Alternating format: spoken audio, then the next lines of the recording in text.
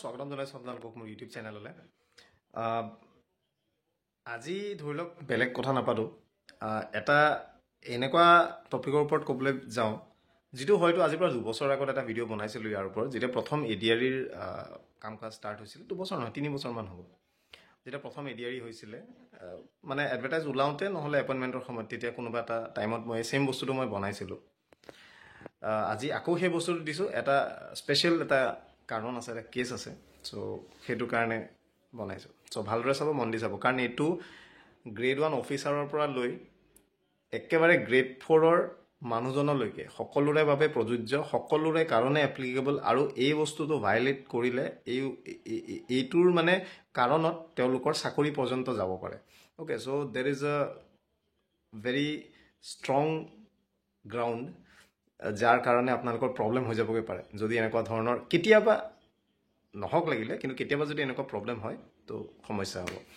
চ' কথা হৈছে, আপোনালোকে জানে যেতিয়া আপোনালোকে চাকৰি পায়, সেয়া লাগিলে মই স্পেচিফাই কৰিছোঁ এডিআৰি, কাৰণ তাতে বহুত মাছ ৰিক্ৰুটমেণ্ট হয়। অ'কে, চ' এডিআৰি হওক বা মেডিকেল হওক, এনিথিং, যিকোনো কাইণ্ড অফ চাকৰি, টিচাৰ হওক, আপোনালোকৰ গেজেটেড যিখিনি APSC থ্ৰু দি হয়।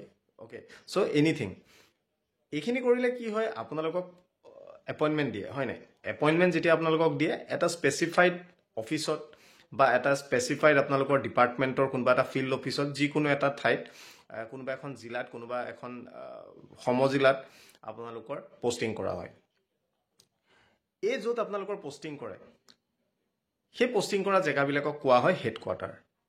অৰ্থাৎ আজি যদি আপোনালোকক জিলাত দিয়ে, জিলাখনো আপোনাৰ হেডকোৱাৰ্টাৰ, আপুনি যদি তাৰ এৰিয়াৰ আণ্ডাৰত পষ্টিং আছে, বা কোনোবা সমজিলাত যদি আপুনি পৰিছে, সেই সমজিলা এৰিয়াটো আপোনাৰ হেডকোৱাৰ্টাৰ। চ' যেতিয়াই আপোনালোকে কেতিয়াবা কিবা মানে ছুটি ল'ব লাগে, আপোনালোকে হেডকোৱাৰ্টাৰ লিভ ল'ব লাগে, তেনেকুৱা ধৰণৰ শুনিছে চাগে হেডকোৱাৰ্টাৰ শব্দটো। চ' মই সেইকাৰণে সেইটো ষ্ট্ৰেচ কৰি পেলাই কৈছোঁ।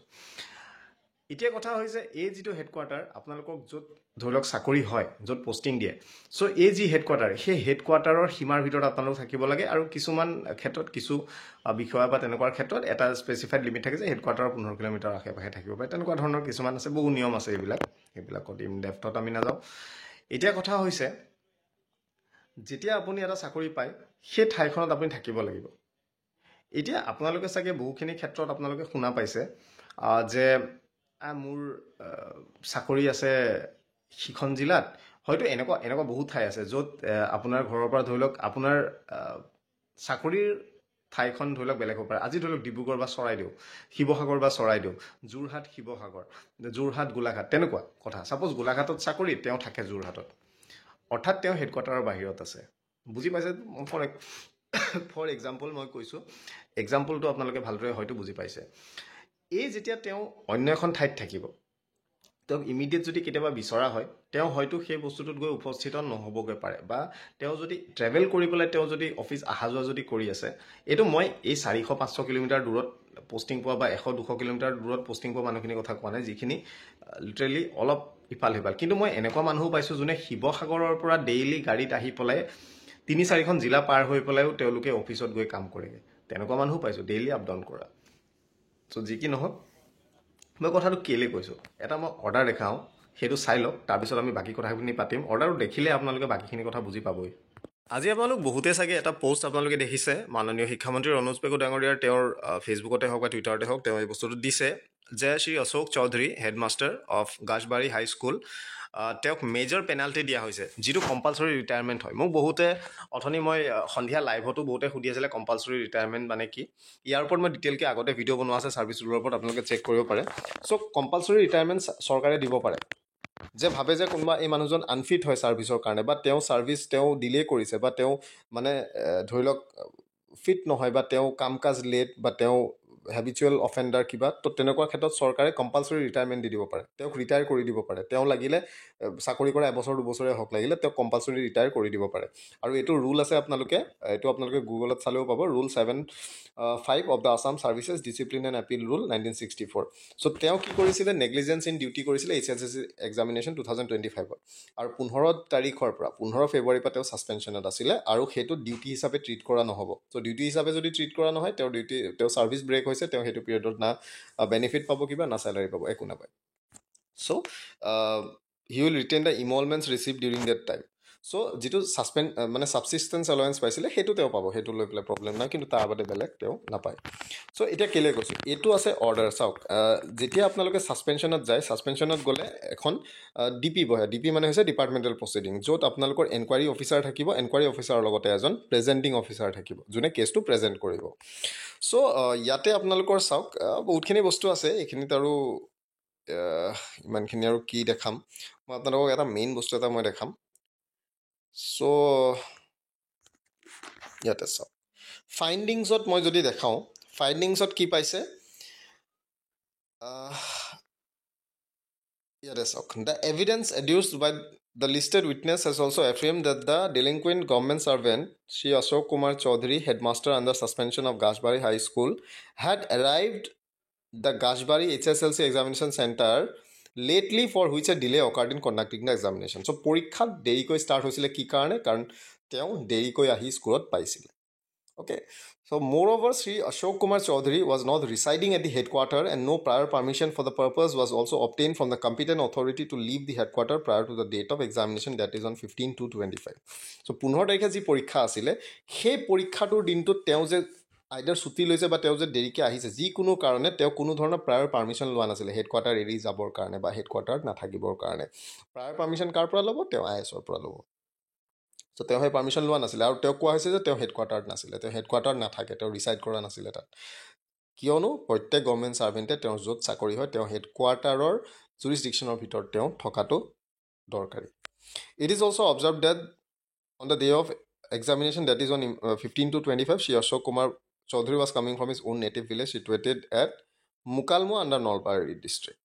So তেওঁ দূৰৰ পৰা আহি আছিলে। কথাটো বুজি পালে?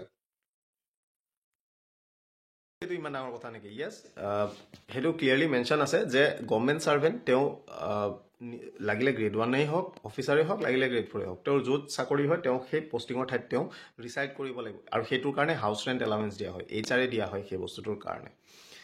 চ' এতিয়া এইটো কম দিছে কিবা দিছে সেইটো লৈ পেলাই মই ক'বলৈ যোৱা নাই, কিন্তু HR দিছে আপুনি হেডকোৱাৰ্টাৰত আপুনি থাকিব লাগিব, ৰিচাইড কৰিব লাগিব, আপুনি হেডকোৱাৰ্টাৰ ভিতৰত থাকিব লাগিব। আৰু যেতিয়া আপুনি CL লয়, আপুনি EL লয়, এনিথিং আপুনি যেতিয়াই আপোনালোকে লওক, হেডকোৱাৰ্টাৰ লিভ পাৰ্মিশ্যন আপুনি লৈ যাব লাগিব। এনেকুৱা নহয় যে আপুনি অকল CL-টো লৈ পেলাই আপুনি এখন ডিষ্ট্ৰিক্টৰ পৰা বেলেগ এখন ডিষ্ট্ৰিক্টত বা বেলেগ ষ্টেটত ক'ৰবাত আপুনি গৈ আছে, তেনেকৈ নহয়। আপুনি যেতিয়াই CL ল'ব, যদি আপুনি ডিষ্ট্ৰিক্টৰ ভিতৰত থাকে, দেন হেডকোৱাৰ্টাৰ লিভ ল'ব নালাগে, কাৰণ আপুনি হেডকোৱাৰ্টাৰতে আছে। যদি আপুনি ডিষ্ট্ৰিক্টৰ বাহিৰত যদি আপুনি যায়, আপুনি CL along with headquarter leave আপুনি ল'ব লাগিব, যে হেডকোৱাৰ্টাৰ এৰি যাবলৈ আপুনি বিচাৰিছে, তেওঁ আপোনাক পাৰ্মিশ্যন দিছে, আপুনি তাৰপাছত আপুনি গৈছে, আপোনাৰ কোনো প্ৰব্লেম নাই। বাট পাৰ্মিশ্যন নোলোৱাকৈ যদি আপুনি যায়, সেইটো এটা প্ৰব্লেম হয়।